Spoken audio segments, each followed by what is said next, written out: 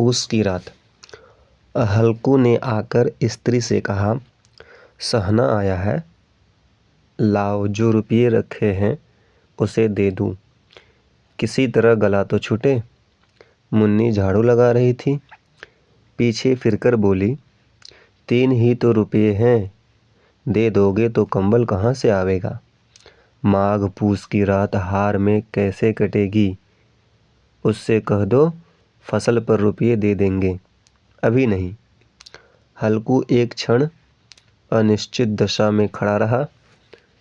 पूस सिर पर आ गया। कंबल के बिना हार में रात को वह किसी तरह नहीं जा सकता, मगर सहना मानेगा नहीं। घुड़कियाँ जमावेगा, गालियाँ देगा, बला से जाड़ों मरेंगे, बला सिर से टल जाएगी। यह सोचता हुआ वह अपनी भारी भरकम डील लिए हुए, यानी जो उसके नाम को झूठ सिद्ध करता था, स्त्री के समीप आ गया और खुशामद करके बोला, लाला ला दे दे, गला तो छूटे, कंबल के लिए कोई दूसरा उपाय सोचूंगा। मुन्नी उसके पास से दूर हट गई और आंखें तरेरती हुई बोली, कर चुके दूसरा उपाय, जरा सुनूं, कौन उपाय करोगे। कोई खैरात दे देगा कंबल, ना जाने कितनी बाकी है जो किसी तरह चुकने ही नहीं आती। मैं कहती हूँ तुम क्यों नहीं खेती छोड़ देते, मर मर काम करो, उपज हो तो बाकी दे दो। चलो छुट्टी हुई, बाकी चुकाने के लिए ही तो हमारा जन्म हुआ है। पेट के लिए मजूरी करो, ऐसी खेती से बाज आए। मैं रुपये ना दूंगी, ना दूंगी। हल्कू उदास होकर बोला, तो क्या गाली खाऊं। मुन्नी ने तड़प कर कहा, गाली क्यों देगा, क्या उसका राज है। मगर यह कहने के साथ उसकी तनी हुई भौहें ढीली पड़ गई। हल्कू के उस वाक्य में जो कठोर सत्य था, वह मानो एक भीषण जंतु की भांति उसे घूर रहा था। उसने जाकर आले पर से रुपये निकाले और लाकर हल्कू के हाथ पर रख दिए। फिर बोली, तुम छोड़ दो अब की से खेती, मजूरी में सुख से एक रोटी खाने को तो मिलेगी, किसी की धौंस तो न रहेगी। अच्छी खेती है, मजूरी करके लाओ, वह उसी में झोंक दो, उस पर से धौंस। हल्कू ने रुपये लिए और इस तरह बाहर चला मानो अपना हृदय निकाल कर देने जा रहा हो।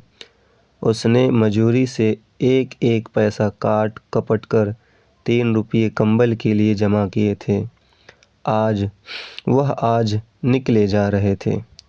एक एक पग के साथ उसका मस्तक अपनी दीनता के भार से दबा जा रहा था। पूस की अंधेरी रात, आकाश पर तारे ठिठुरते हुए मालूम होते थे। हल्कू अपने खेत के किनारे ऊख के पत्तों की एक छतरी के नीचे बांस के खटोले पर अपनी पुरानी गाढ़े की चादर ओढ़े कांप रहा था। खाट के नीचे उसका संगी कुत्ता जबरा पेट में मुंह डाले सर्दी से कूं कूं कर रहा था। 2 में से एक को भी नींद न आती थी। हल्कू ने घुटनियों को गर्दन में चिपकाते हुए कहा, क्यों जबड़ा, जाड़ा लगता है। कहता तो था घर में पुआल पर लेटा रह, तो यहाँ क्या लेने आए थे। अब खाओ ठंड। मैं क्या करूं, जानते थे मैं यहाँ हलवा पूरी खाने आ रहा हूँ। दौड़े दौड़े आगे आगे चले आए, अब रो नानी के नाम को। जबरा ने पड़े पड़े दुम हिलाई और अपनी कूं कूं को दीर्घ बनाता हुआ एक बार जम्हाई लेकर चुप हो गया। उसकी श्वान बुद्धि ने शायद ताड़ लिया, स्वामी को मेरी कूं कूं से नींद नहीं आ रही है। हल्कू ने हाथ निकालकर जबरा की ठंडी पीठ सहलाते हुए कहा, कल से मत आना मेरे साथ, नहीं तो ठंडे हो जाओगे। यह रांड पछुआ ना जाने कहाँ से बर्फ लिए आ रही है। उठूं, फिर एक चीलम भरूं। किसी तरह रात तो कटे, 8 चीलम तो पी चुका। यह खेती का मज़ा है। और एक एक भगवान ऐसे पड़े हैं जिनके पास जाड़ा जाए तो गर्मी से घबरा कर भागे। मोटे मोटे गद्दे, लिहाफ, कंबल। मजाल है कि जाड़े का गुजर हो जाए। तकदीर की खूबी है, मजूरी हम करे, मजा दूसरे लूटे। हल्कू उठा और गड्ढे में से जरा सी आग निकालकर चीलम भरी। जबरा भी उठ बैठा। हल्कू ने चीलम पीते हुए कहा, पिएगा चीलम? जाड़ा तो क्या जाता है, जरा मन बहल जाता है। जबरा ने उसके मुंह की ओर प्रेम से छलकती हुई आंखों से देखा। हल्कू, आज और जाड़ा खा ले। कल से मैं यहाँ पुआल बिछा दूंगा, उसी में घुस कर बैठना, तब जाड़ा न लगेगा। जबरा ने अगले पंजे उसकी घुटनियों पर रख दिए और उसके मुंह के पास अपना मुंह ले गया। हल्कू को उसकी गर्म सांस लगी। चीलम पीकर हल्कू फिर लेटा और निश्चय करके लेटा कि चाहे कुछ हो, अब की सो जाऊंगा। पर एक ही क्षण में उसके हृदय में कंपन होने लगा। कभी इस करवट लेटता, कभी उस करवट पर। जाड़ा किसी पिशाच की भांति उसकी छाती को दबाए हुए था। जब किसी तरह न रहा गया तो उसने जबरा को धीरे से उठाया और उसके सिर को थपथपाकर उसे अपनी गोद में सुला लिया। कुत्ते की देह से जाने कैसी दुर्गंध आ रही थी, पर वह उसे अपनी गोद से चिपटाए हुए ऐसे सुख का अनुभव कर रहा था जो इधर महीनों से उसे ना मिला था। जबरा शायद समझ रहा था कि स्वर्ग यही है, और हल्कू की पवित्र आत्मा में जो उस कुत्ते के प्रति घृणा की गंध तक न थी। अपने किसी अभिन्न मित्र या भाई को भी वह इतनी ही तत्परता से गले लगाता। वह अपनी दीनता से आहत न था जिसने आज उसे इस दशा को पहुंचा दिया। नहीं, इस अनोखी मैत्री ने जैसे उसकी आत्मा के सब द्वार खोल दिए थे और उसका एक एक अणु प्रकाश से चमक रहा था। सहसा जबरा ने किसी जानवर की आहट पाई। इस विशेष आत्मीयता ने उसमें एक नई स्फूर्ति पैदा कर दी थी जो हवा के ठंडे झोंकों को तुच्छ समझती थी। वह झटपट उठा और छतरी के बाहर आकर भौंकने लगा। हल्कू ने उसे कई बार चुमकार कर बुलाया, पर वह उसके पास न आया। हार में चारों तरफ दौड़ दौड़ कर भौंकता रहा। एक क्षण के लिए आ भी जाता तो तुरंत ही फिर दौड़ता। कर्तव्य उसके हृदय में अरमान की भांति उछल रहा था। 1 घंटा और गुजर गया। रात ने शीत को हवा से धधकाना शुरू किया। हल्कू उठ बैठा और दोनों घुटनों को छाती से मिलाकर सिर को उसमें छिपा लिया। फिर भी ठंड कम न हुई।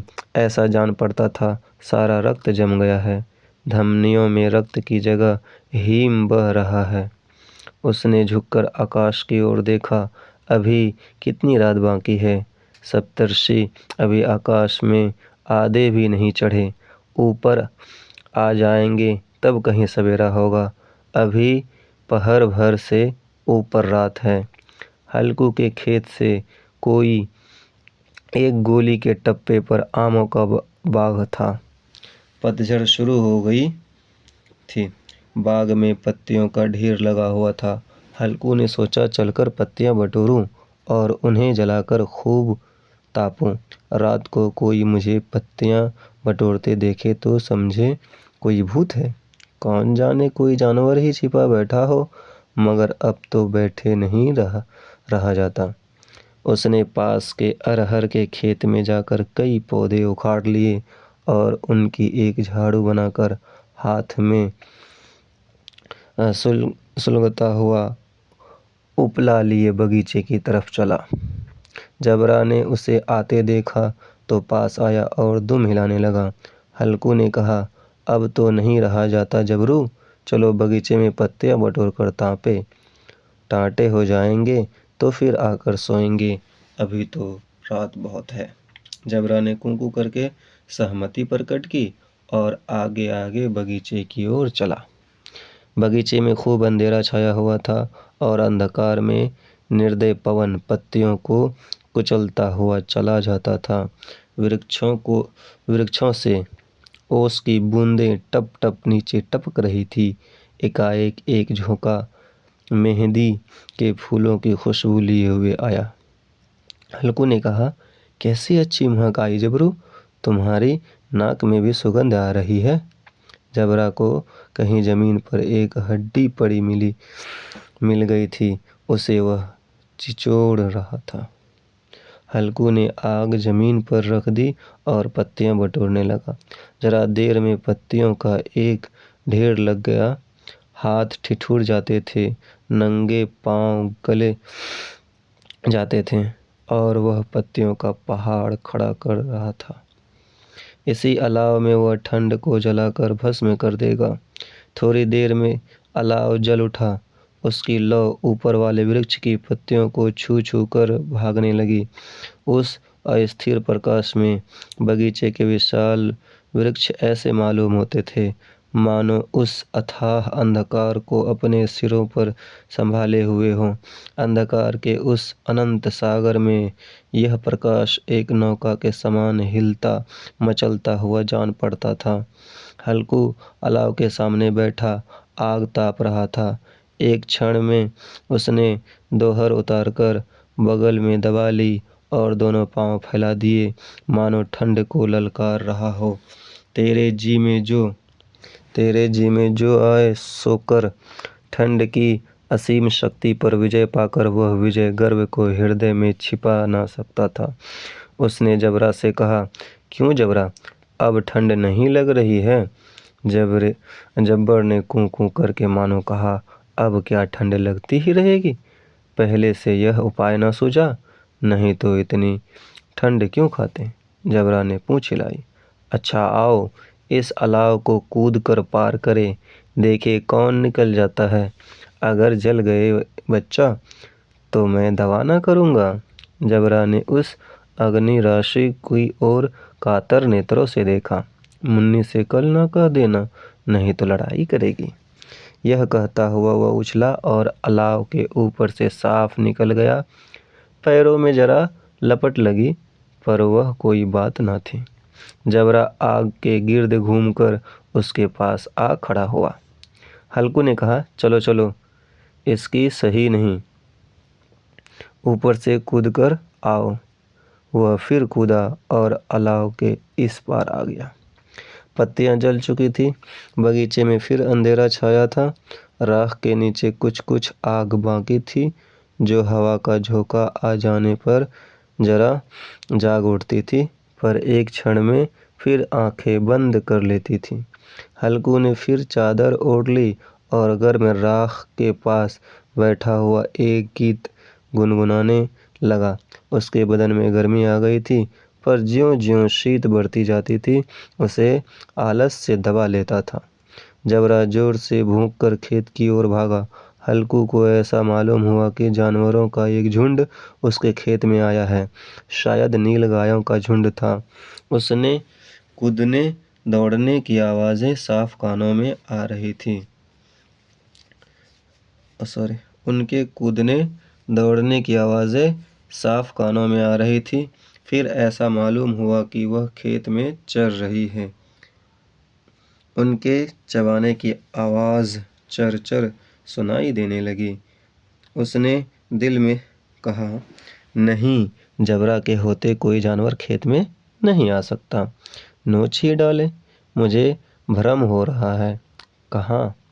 अब तो कुछ नहीं सुनाई देता। मुझे भी कैसा धोखा हुआ। उसने जोर से आवाज़ लगाई, जबरा जबरा। जबरा भौंकता रहा, उसके पास न आया। फिर खेत के चरे जाने की आहट मिली। अब वह अपने को धोखा न दे सका। उसे अपनी जगह से हिलना जहर लग रहा था। कैसा दंदाया हुआ था। इस जाड़े पाले में खेत में जाना, जानवरों के पीछे दौड़ना असूझ जान पड़ा। वह अपनी जगह से न हिला। उसने जोर से आवाज लगाई, हिलो हिलो हिलो। जबरा फिर भूख उठा। जानवर खेत चर रहे थे। फसल तैयार है। कैसी अच्छी फसल थी, अच्छी खेती थी, पर ये दुष्ट जानवर उसका सर्वनाश किए डालते हैं। हल्कू पक्का इरादा करके उठा और 2-3 कदम चला, पर एकाएक हवा का ऐसा ठंडा चुभने वाला बिच्छू के डंक का सा झोंका लगा कि वह फिर बुझते हुए अलाव के पास आ बैठा और राख को कुरेद कर अपनी ठंडी देह को गरमाने लगा। जबरा अपना गला फाड़े डालता था। नील गाय खेत का सफाया किए डालती थी, पर हल्कू गर्म राख के पास शांत बैठा हुआ था। अकर्मण्यता ने रस्सियों की भांति उसे चारों तरफ से जकड़ रखा था। उसी राख के पास गर्म जमीन पर वह चादर ओढ़कर सो गया। सवेरे जब उसकी नींद खुली तब चारों तरफ धूप फैल गई थी और मुन्नी कह रही थी, क्या आज सोते ही रहोगे? तुम यहाँ आकर रम गए और उधर सारा खेत चौपट हो गया। हल्कू ने उठकर कहा, क्या तू खेत से होकर आ रही है? मुन्नी बोले, हाँ, सारे खेत का सत्यानाश हो गया। भला ऐसा भी कोई सोता है? तुम्हारे मड़ैया डालने से क्या हुआ? हल्कू ने बहाना किया, मैं मरते मरते बचा। तुझे अपने खेत की पड़ी है। पेट में ऐसा दर्द हुआ कि मैं ही जानता हूँ। दोनों फिर खेत की डाँड़ पर आए।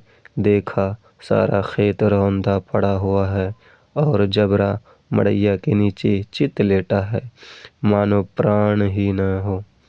दोनों खेत की दशा देख रहे थे। मुन्नी के मुख पर उदासी छाई थी, पर हल्कू प्रसन्न था। मुन्नी ने चिंतित होकर कहा, अब मजूरी करके मालगुजारी भरनी पड़ेगी। हल्कू ने प्रसन्न मुख से कहा, रात की ठंड में यहाँ सोना तो ना पड़ेगा।